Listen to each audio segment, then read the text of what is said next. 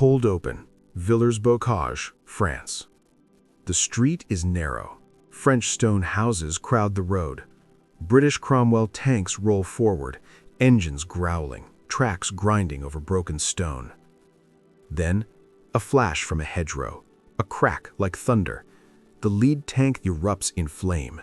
Before the smoke clears, another shot. Metal tears open.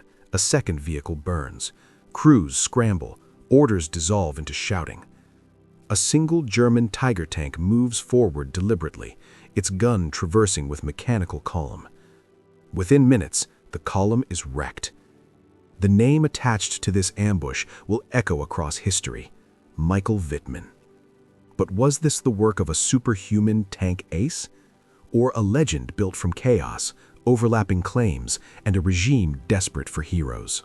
World War II gave us fighter aces with neat numbers: 5 kills, 10 kills, 100 kills. But tanks are not aircraft. By the end of the war, certain commanders were credited with staggering totals: over 100 destroyed tanks. They were called tank aces. The problem?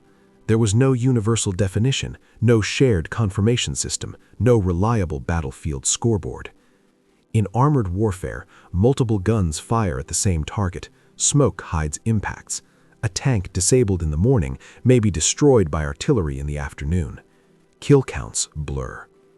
Today, we're pulling off the mask of legend to examine the people, crews, and propaganda behind those numbers. Because the most dangerous tank aces of World War II were not lone superheroes. They were products of crews, industrial systems, and political storytelling. In aviation, an ace typically meant 5 confirmed kills. Wreckage fell from the sky. Witnesses could verify it. On the ground, confirmation was far messier. A burning tank might have been hit by 3 different crews. Who gets credit? German forces, especially elite formations, often tracked individual tallies closely. High numbers were celebrated, medals followed. The Soviet Union recorded victories too, but emphasized collective achievement. The hero was the unit, the brigade, the Red Army itself.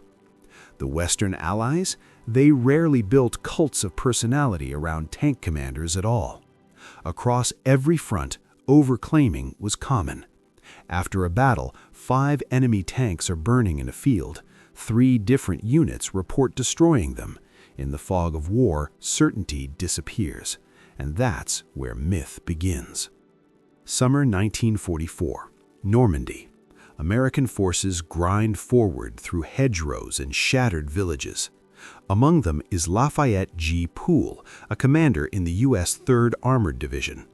Poole earns a reputation for aggression.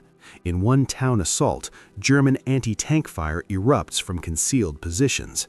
Panzerfaust rockets streak from windows. Shells slam into walls around his Sherman. Poole pushes forward anyway. Driver, advance.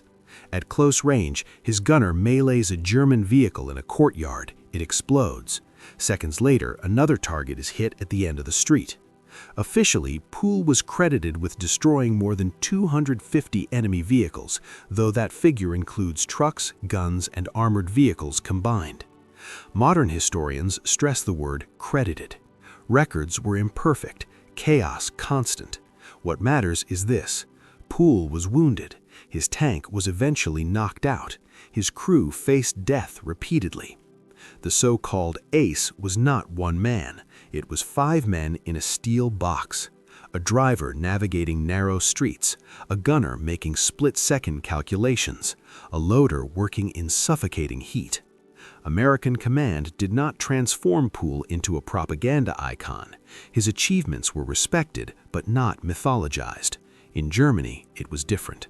At Villers-Bocage, Wittmann's Tiger ambush becomes legend. He is officially credited with destroying over a dozen British vehicles in minutes. Nazi propaganda moves quickly. Newspapers celebrate him. Photographs circulate. He becomes a symbol of German armored superiority. By war's end, Wittmann was credited with roughly 138 tank kills, but modern historians caution the exact number is uncertain. Some vehicles likely fell to other units. Some may have been damaged, not destroyed. Battlefield confirmation was inconsistent. The Tiger tank itself was formidable, thick armor, a powerful 88mm gun, but it required a crew of 5. The gunner's precision, the loader's speed, the driver's positioning, the radio operator maintaining contact. Propaganda simplifies all of that. One hero, one unstoppable warrior. In 1944, Germany needed symbols of invincibility. Wittmann became one. In August 1944, his Tiger was destroyed in Normandy. He did not survive the war. The legend did. And that's the key distinction. Wittmann, the man, operated within a crew and a system. Wittmann, the myth, operated within a propaganda machine. Now, shift east. Vast open fields, endless mud, columns of armor stretching to the horizon. Battles like Kursk involved thousands of tanks. On the Eastern Front, some commanders were credited with enormous tallies. But consider the scale. When hundreds of vehicles collide in a single sector, destruction multiplies quickly. Technological advantages mattered, training mattered, logistics mattered. Sometimes, advanced German tanks faced poorly coordinated Soviet assaults. Sometimes, Soviet numerical superiority overwhelmed German defenses. In such industrial clashes, high kill counts often reflected scale more than dueling genius. A score could skyrocket simply because the battlefield was massive. Soviet narratives, meanwhile, emphasized collective endurance. The hero was the army, not the individual tally. In both cases, the numbers served morale, and morale was a weapon.